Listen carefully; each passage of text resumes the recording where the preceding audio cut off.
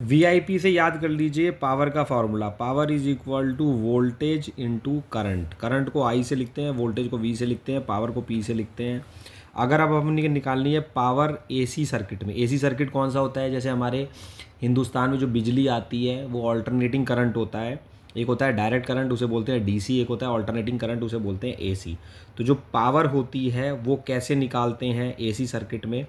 अब इसमें पहली कंडीशन होती है कि जब सर्किट के अंदर केवल रेजिस्टेंस है। ये आपको याद रखना है कि वोल्टेज और current are always in phase, ये आपको याद रख लेना है। If circuit contains only resistance, ये हम बात कर रहे हैं एसी सर्किट की, ऑल्टरनेटिंग करंट सर्किट की। तो उसमें अगर केवल रेजिस्टेंस है तो उसमें वोल्टेज और करंट ऑलवेज इन फेज होंगी। इन सच सर्किट, अगर हमें इंस्टेंटेनियस वोल्टेज निकालनी है एसी सर्किट में तो उसका फॉर्मूला होता है V is equal to V0 sine omega t. आपको इस फॉर्मूले को याद कर लेना है। इंस्टेंटेनियस करंट यानी कि तत्काल करंट, मौके पे कितना करंट है, मान लीजिए 2 सेकंड पे कितना है, 4 सेकंड पे कितना है, तो इंस्टेंटेनियस करंट को हम I से लिखते हैं। ये मैक्सिमम वैल्यू ऑफ करंट होती है या पीक वैल्यू ऑफ करंट। इस फॉर्मूले को भी आपको याद कर लेना है। अब देखिए ये इंस्टेंटेनियस वोल्टेज का फॉर्मूला हुआ, ये इंस्टेंटेनियस करंट का फॉर्मूला हुआ। अब हमें पता है पावर का जो फॉर्मूला होता है वो वोल्टेज इनटू करंट होता है, वीआईपी से, वीआईपी। तो अब यहाँ पर आपने लिखिए इंस्टेंटेनियस पावर, ये इंस्टेंटेनियस वोल्टेज हो गई, ये इंस्टेंटेनियस करंट हो गया। तो इंस्टेंटेनियस पावर निकालने के लिए इन दोनों को मल्टीप्लाई कर दीजिए, V0 sine omega T into I0 sign omega T.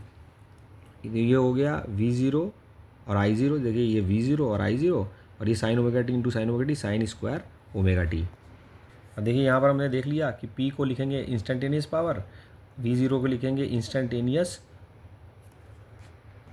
तो ये हो गया इंस्टेंटेनियस पावर। और ये है मैक्सिमम वोल्टेज या फिर पीक वोल्टेज। देखिए ये ज़ीरो भी लिख रखा है और इसे मैक्सिमम भी लिख रहे हैं, तो ये हंसी मजाक के लिए बता रहा हूँ कि ज़ीरो होने के बावजूद भी मैक्सिमम इसको बोलते हैं।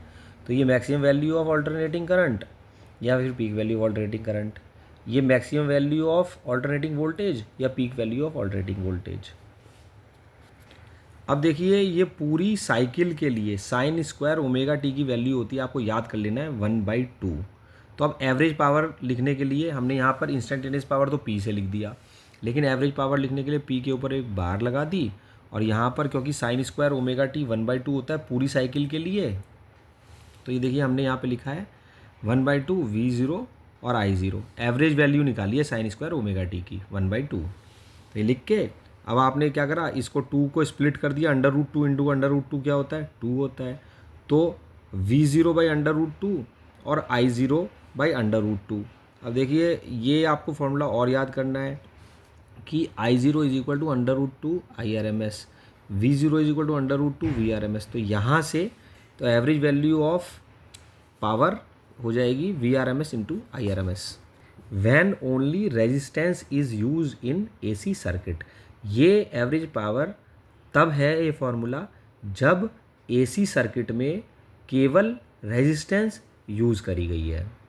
अब बहुत जगह आपको RMS वैल्यू की जगह वर्चुअल वैल्यू लिखा मिल जाएगा या इफेक्टिव वैल्यू मिल जाएगा, ये तीनों एक ही बात है। RMS value of alternating current, virtual value of alternating current या effective value of alternating current एक ही बात है। इसी तरीके से VRMS, V virtual value, V effective value एक ही बात है। वोल्टेज ऑल्टरनेटिंग करंट की voltage RMS value, alternating current की वर्चुअल वैल्यू, ऑल्टरनेटिंग करंट मतलब AC सर्किट की बात हो रही है, करंट नहीं बोल रहा हूँ मैं, ऑल्टरनेटिंग वोल्टेज बोलना पड़ेगा इसको। ऑल्टरनेटिंग, ये ऑल्टरनेटिंग करंट है क्योंकि I से लिखा है, ये ऑल्टरनेटिंग वोल्टेज है VRMS, ये भी ऑल्टरनेटिंग वोल्टेज, ये भी ऑल्टरनेटिंग वोल्टेज AC सर्किट में।